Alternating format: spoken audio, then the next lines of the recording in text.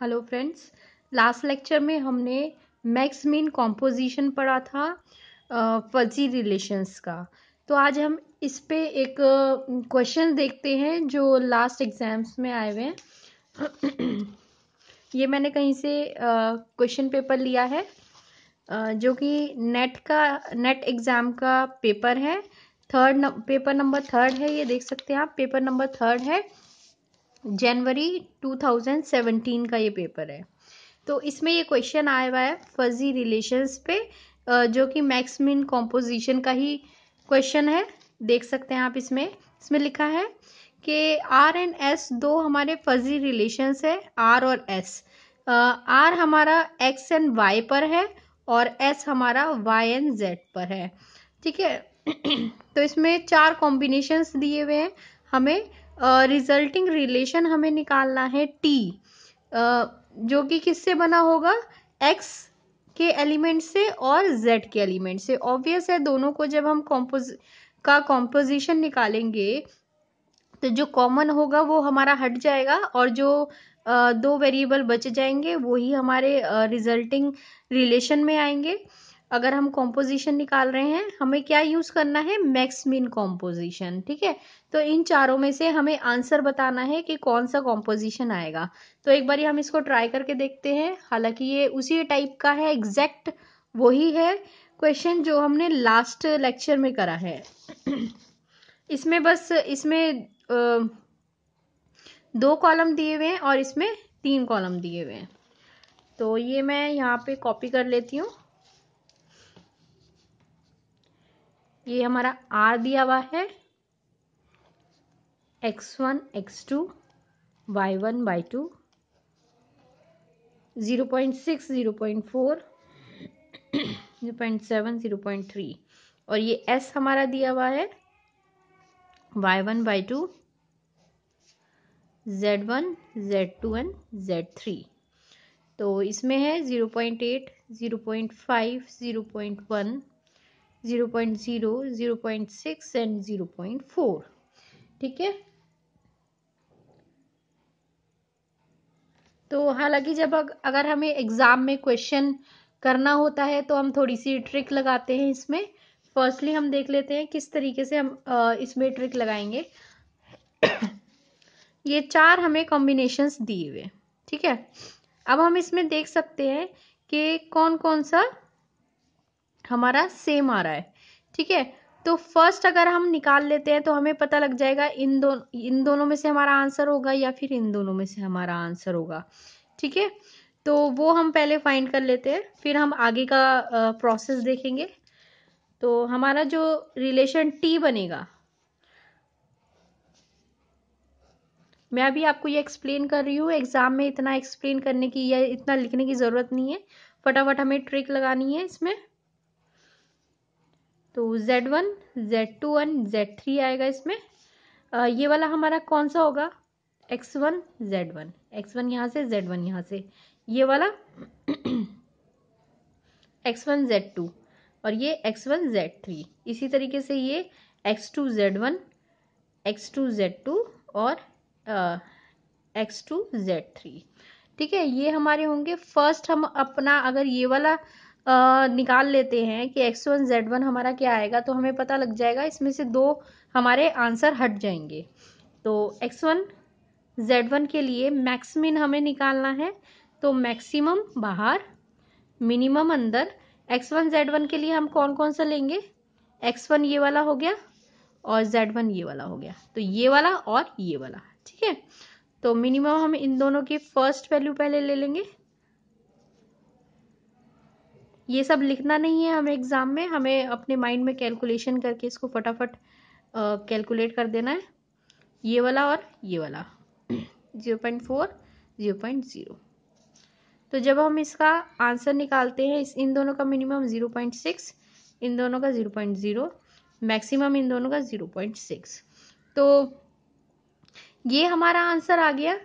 तो ऑब्वियस है कि ये वाला और ये वाला हमारा आंसर्स नहीं हो सकते हैं, क्योंकि इसमें 0.4 है, इसमें भी 0.4 है, इसमें 0.6 है, इसमें भी 0.6 है। तो इन दोनों में से कोई सा होगा, ये दोनों हम काट देते हैं। अब इन दोनों में से हम देखते हैं कि डिफरेंट वैल्यू कौन सी है। वो डिफरेंट वैल्यू अगर हम निकाल लेते हैं तो हमारा आंसर हमें पता लग जाएगा। हालांकि हम पूरा इसको सॉल्व करके देखेंगे एक बारी कि क्या हमारा जो हमने ये ट्रिक इस तरीके से यूज करी है वो सही है या नहीं है। तो फर्स्ट दोनों सेम है, इसमें सेकंड दोनों सेम है, थर्ड दोनों डिफरेंट हैं। तो अगर हम ये वाला निकाल लेते हैं पोर्शन और जोन सा भी हमारा नंबर आएगा उससे हमें पता लग जाएगा कि ये वाला है या फिर ये वाला है। ठीक है, तो हमें कौन सा निकालना है, ये वाला। तो x1 एंड z3, इससे आपको पता लगा कि अगर हम पहले हम निकाल के देख लेते हैं x1 एंड z3। तो x1 ये वाला, z3 ये वाला, maximum minimum of this and this one and minimum of this and this one 0.4 0.4। तो इसका मिनिमम हमारा क्या निकलेगा 0.1 और इन दोनों का मिनिमम सेम ही है तो 0.4 आ जाएगा। मैक्सिमम दोनों का निकालना है 0.4 आ गया। तो देख सकते हैं आप 0.4 यहाँ पर है, यहाँ पे 0.5 है, तो ये तो हमारा आंसर नहीं हो सकता। तो हमारा आंसर कौन सा बचा, ये वाला, यही वाला बचा। अब आप देख रहे हैं 6 कॉम्बिनेशन निकालने की बजाय हमने सिर्फ 2 कॉम्बिनेशन निकाले। तो जब हम एग्जाम में क्वेश्चन करते हैं तो इसी तरीके से देखते हैं कि जो सेम चीज़ है उसको छोड़ देते हैं हम और जो डिफरेंट चीज़ है उसको हम निकालते हैं, उससे हमें आंसर पता लग जाता है। एक बारी हम पूरा सॉल्व करके देख लेते हैं कि क्या एग्जैक्ट हमारा यही आंसर आ रहा है। ठीक है, तो 2 तो कॉम्बिनेशन हम निकाल चुके हैं, ये वाला निकाल लेते हैं x1 z2। ये हम सिर्फ अपनी सेटिस्फेक्शन के लिए निकाल रहे हैं, वैसे हमें पता लग चुका है कि इसका आंसर क्या होगा। तो x1 z2, x1 ये वाला और z2 ये वाला। ठीक है, ये वाला और ये वाला पोर्शन। मैक्सिमम ऑफ मिनिमम, इसका और इसका मिनिमम कौन सा होगा 0.6 एंड 0.5 का लेंगे एंड मिनिमम ऑफ 0.4 एंड 0.6। तो इसका मैक्सिमम दोनों में से मिनिमम 0.5, इन दोनों में से मिनिमम 0.4, इन दोनों का मैक्सिमम 0.5। ठीक है, तो ये हो गया, ये हो गया, ये हो गया। इन तीनों को निकाल लेते हैं अब हम x2 z1। तो x2 z1 के लिए ये वाला और ये वाला। ठीक है, ये दोनों अब हम डायरेक्ट निकाल देते हैं। मिनिमम किसका निकलेगा, इसका और इसका, तो दोनों में से मिनिमम 0.7 है और इसमें से और इसमें से मिनिमम 0.0 है और इन दोनों का मैक्सिमम 0.7 आ गया। ठीक है, ऐसे ही हम x2 z2 का निकाल लेते हैं। सॉरी, x2 हमारा ये वाला है और z2 हमारा ये है, ये और ये। ठीक है, तो मैक्सिमम ऑफ इन दोनों में से मिनिमम 0.5, इन दोनों में से मिनिमम 0.3 और दोनों का मैक्सिमम 0.5। ये वाला निकल गया हमारा।